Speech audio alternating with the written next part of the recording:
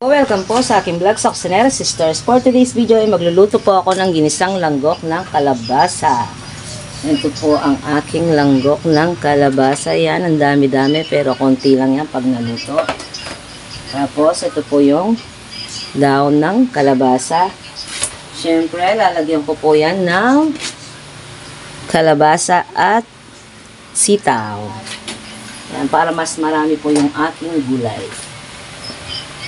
So, ganito po ang aking version sa pagluluto ng ginisang langgok ng kalabasa.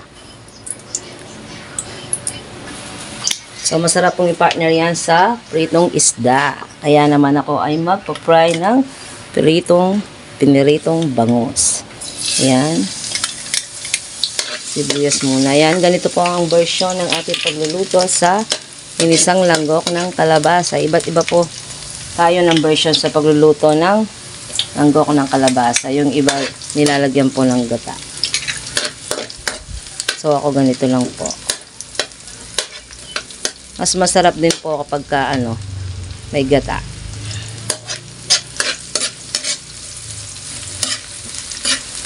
Ayan, tapos po yung aking lugoong.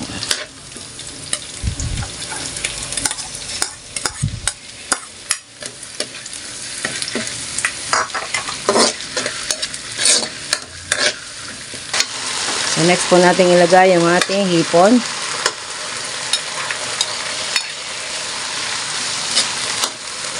Pinutol-putol ko po yung aking hipon para hindi po kami gastarol. Para mas tipid. So, gisa-gisa muna natin yung ating hipon. So, yan, luto na po yung ating hipon. Ngayon, lalagay na po natin yung ulo na pinagdikdikan ng hipon. Yan, nilagyan ko po ng tubig. Yan, para mas malasa po yung ating gulay.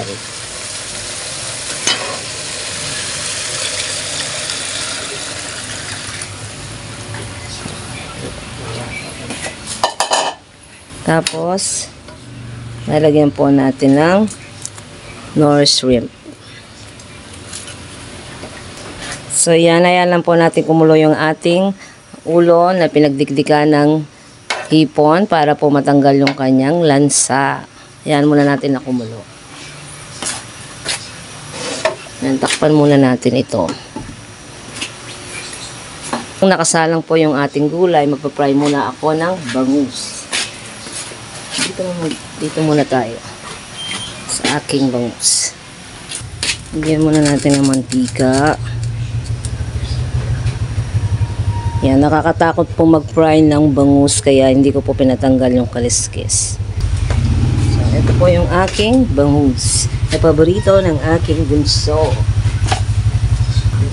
Nakakatakot talaga ng bangus, mag-fry. Yan, nagdala na ako. Kasi dati napaso akong dami kong paso. Natagsikan ako ng mantika. Kaya nag-iingat na ako ngayon. Dito muna tayo. So yan, kumukulo na po yan. Habang pinapainit natin yung muna po yung ating ulo na pinagdikdikan. Yan.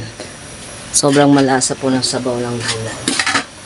Ngayon, ilalagay na po natin yung ating dahon ng kalabasa. Ito muna yung ilalagay natin kasi ito po, matagal pong lumambot ito.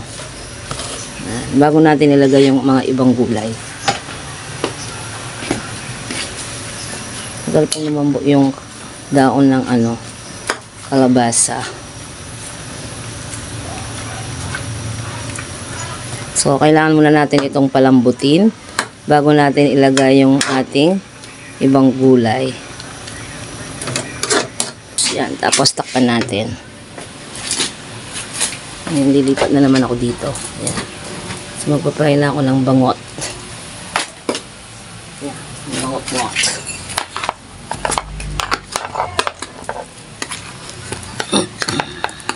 Eh, medyo layo-layo ko yung aking cellphone. Baka matalsikan ng mantika. Ayan.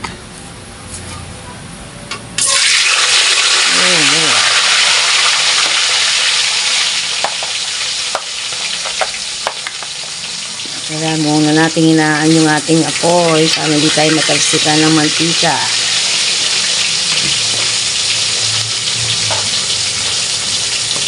Tapos tatakpan ko para hindi ako matalsikan. Masakit po matalsikan ng mantika. So yan, malambot na po yung ating daon ng kalabasa. Ito po natin ilagay yung ating kalabasa. Tapos sunod po nating ilagay yung ating sitaw. So mamaya po natin ilagay yung ating bulaklak ng kalabasa kasi po yung bulaklak ng kalabasa madali po lumambot yan. Yan, ito muna yung ating palambutin. So, lagyan po natin ng konting asin. Yan, konting asin na lang kasi may bagoong naman po yan, tsaka nor slip. Kailangan muna natin takpan at palambutin yung ating kalabasa at sitaw bago natin ilagay yung ating bulaklak ng kalabasa. So, dito muna tayo, lilipat muna tayo dito. Tignan muna natin yung ating ngot-ngot, bangot. Hindi pa, maputla pa. Tignan natin yung kalang. Pwede na natin baliktarin yung ating bangus. Yan po, luto na po yung ating sa kabila. Luto na po sa kabila yung ating bangus na yun na.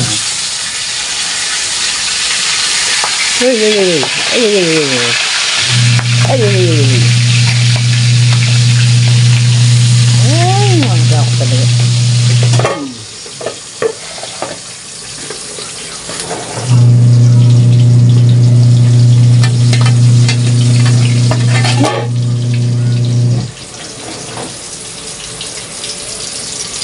Salamat, nabaliktad ko na rin. Gusto na lang nes. Ang nes po. Yan na, luto na ang bangot. Yan, nilalagyan ko po ng tissue para po mabawasan po ang mantika ng isda. Yan, nilalagyan ko po ng tissue.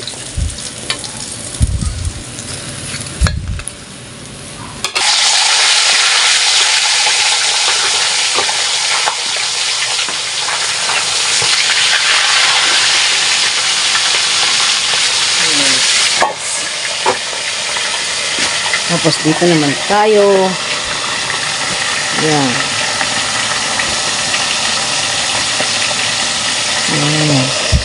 So yan, malambot na po yung ating kalabasa at kamanya. Ngayon lalagay na po natin yung ating bulaklak ng kalabasa. Parang ang dami-dami pero pag naluto po ito mapapanat. Mapapanat po yan.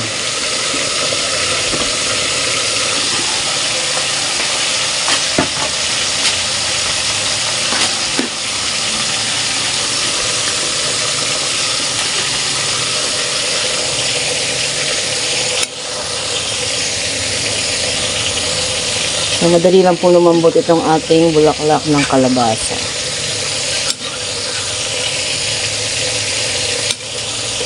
Mix lang natin.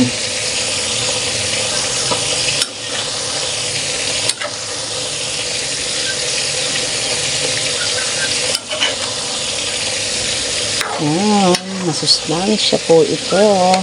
Ang ating gulay. Oh, tignan mo, napanat. Oh. Napanat. Masarap ng sabaw ng ating gulay. Yan, lasang-lasa mo yung kanyang hipon. So, yan. So, yan, maghintay na lang po tayo ng konting segundo na lang po. Konting segundo na lang, maluluto na yung ating ginisang langgok ng kalabasa. At ayan na po ang finished product ng aking ginisang langgok ng kalabasa. At may kasamang pritong bangus. Yan, maraming po salamat sa lahat po ng aking mga subscribers at sa lahat ng aking mga viewers, sa lahat ng nanonood ng aking mga vlogs. Thank you very much po and God bless you all.